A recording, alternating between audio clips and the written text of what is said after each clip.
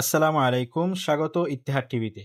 সিলেটের গোয়েনঘাট উপজেলার গোয়েনঘাট টু সোনারহাট মাতুরতল রাস্তার বিভিন্ন জায়গা ভেঙে গিয়ে কোথাও কোথাও বড় বড় গর্তের সৃষ্টি হয়েছে, কোথাও ছোট ছোট গর্ত।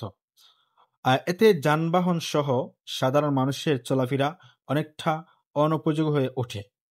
এই রাস্তা সংস্কারের জন্য এলাকাবাসী বিভিন্ন সময় আন্দোলন সংগ্রাম এবং দাবি দাওয়া জানিয়ে আসলেও কর্তৃপক্ষ এটাকে তেমন গুরুত্ব দিচ্ছে না বলে অভিযোগ করেছেন এলাকাবাসী।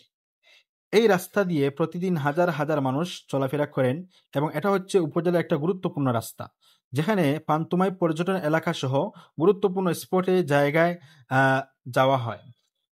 কিন্তু এই রাস্তার কাজ এত ধীরগতিতে হওয়ায় এই সাধারণ মানুষদেরকে দিনের পর দিন দুর্ভোগ পোহাতে হচ্ছে।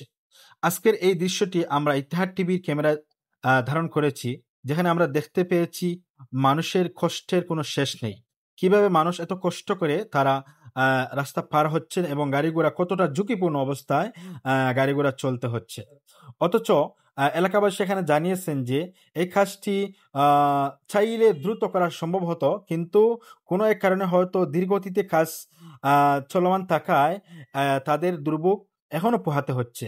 তারা জানিয়েছেন যে কর্তৃপক্ষকে এটা দ্রুত রাস্তা সংস্কার এবং বৃষ্টি সম্পূর্ণ উপযোগী করতে হবে, যাতে সাধারণ মানুষ সহ সকল প্রকার মানুষ যাতে এটা চলাফেরা করতে পারে এবং সকলের জন্য যাতে এটা উপযোগী রাস্তা হয়, সেই দাবি এবং সেই চাওয়া তারা কর্তৃপক্ষের কাছে জানিয়েছেন। ধন্যবাদ ইত্তেহাদ টিভির সাথে থাকার জন্য।